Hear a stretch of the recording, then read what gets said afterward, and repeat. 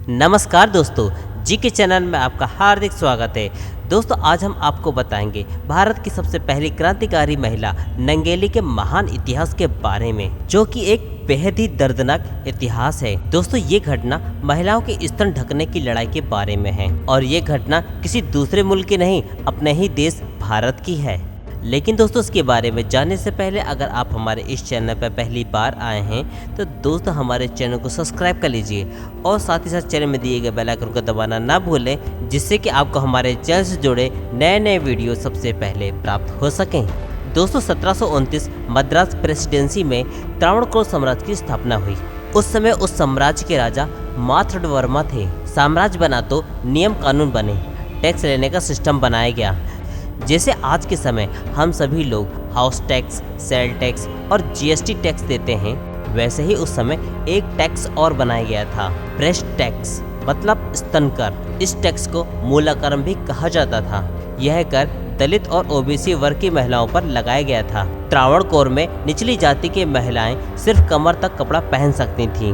अफसरों और उच्च जाति के लोगों के सामने जब वह गुजरती थीं तो उन्हें अपनी छाती खुली रखनी पड़ती थी। अगर महिलाएं छाती ढकना चाहें तो उन्हें इसके बदले ब्रेस्ट टैक्स देना पड़ता था। इसमें भी दो नियम होते थे, जिसका ब्रेस्ट छोटा उसे कम टैक्स देना पड़ता था और जिसका ब्रेस्ट बड़ा उसे ज्यादा टैक्स देना पड़ता था। इस टैक्स का नाम रखा गया था मूलाक्रम। यह क्रूर रिवाज सिर्फ महिलाओं पर नहीं बल्कि पुरुषों पर भी लागू था।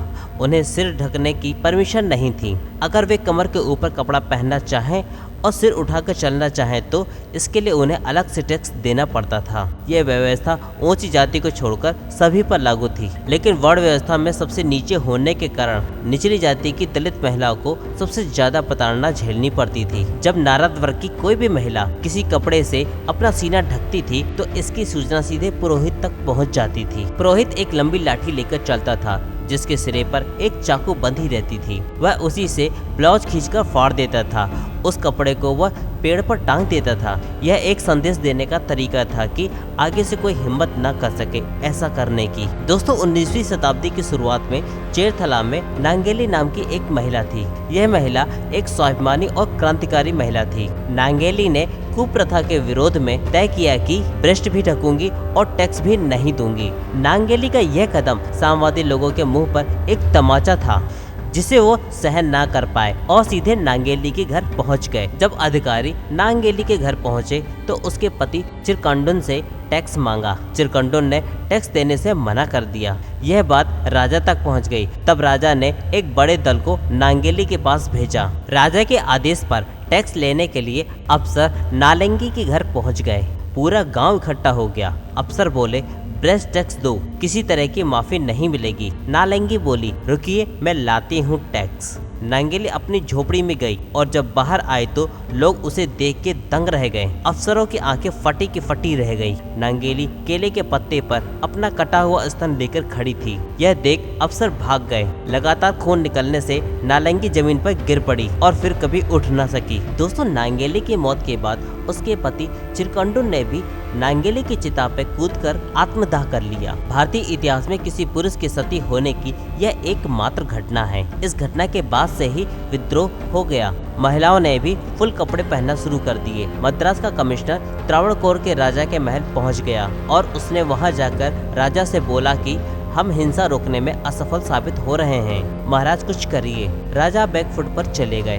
उन्हें घोषणा करनी पड़ी कि अब नारद जाति की महिलाएं बिना टैक्स दिए ऊपर के कपड़े पहन सकती हैं। जब नारद जाति की महिलाओं को स्तन ढकने की इजाजत मिली तो एवजा, शेनार और नारद वर्ग की महिलाओं ने भी विद्रोह किया। उनके विद्रोह को दबाने के लिए उच्च परिवार की स्त्रियां भी आगे आईं। ऐसे ही एक कहानी सामने आती है जिसमें रानी अंतिगल ने एक दलित महिला का स्तन कटवा दिया था। इस कुप्रथा के खिलाफ विद्रोह करने वाले लोग पकड़े जाने के डर से श्रीलंका चले गए। वहां के चाय बागानों में काम करने लगे। इसी दौरान त्रावणकोर में अंग्रेजों की दखल बढ़ गई। 1829 में त्रावणकोर के दीवान मुनरो ने कहा, अगर महिला ईसाई बन जाएं तो उन पर हिंदुओं का यह नियम लागू नहीं होगा, वह स्तन ढक सकेंगी। मुनरो के इस आदेश से ऊंची जाति लोगों में गुस्सा भर गया, लेकिन अंग्रेज फैसले पे टिके रहे। 1859 में अंग्रेजी गवर्नर चार्ल्स ट्रेवेलियन ने त्रावणकोर के इस नियम को रद्द कर दिया। अब हिंसा करने वाले बदल गए। ऊंची जाति के लोगों ने लूटपाट करना शुरू कर दिया। नारद जाति की महिलाओं को निशाना बनाया और उनके अनाज जला दिए। इसी दौरान नारद जाति की 2 महिलाओं को सरेआम फांसी पर चढ़ा दिया गया। अंग्रेजी दीवान जर्मनी दास ने अपनी किताब महारानी में इस कुप्रथा का जिक्र करते हुए लिखा कि इस कुप्रथा का संघर्ष लंबा चला। 1865 में प्रजा जीत गई और सभी को पूरे कपड़े पहनने का अधिकार मिल गया। इस अधिकार के बावजूद भी कई हिस्सों में दलितों को कपड़े न पहनने देने की कुप्रथा चलती रही। 1924 में यह कलंक पूरी तरह से खत्म हो गया, क्योंकि उस वक्त पूरा देश आज़ादी की लड़ाई में कूद पड़ा था। तो दोस्तों आज के लिए बस इतना ही। दोस्तों आपको ये नांगेली का इतिहास जानकर कैसा लगा, इसके बारे में हमें कमेंट करके ज़रूर बताएं। दोस्तों अगर आपको हमारा ये वीडियो पसंद आया हो तो अपने दोस्तों में शेयर करना ना भूलें और साथ ही साथ इसे लाइक भी कीजिए, जिससे कि हमारा प्रोत्साहन बढ़ सके और हम आपके लिए और भी अच्छे नए नए वीडियो ला सकें। दोस्तों हमारा ये वीडियो देखने के लिए आपका बहुत बहुत धन्यवाद।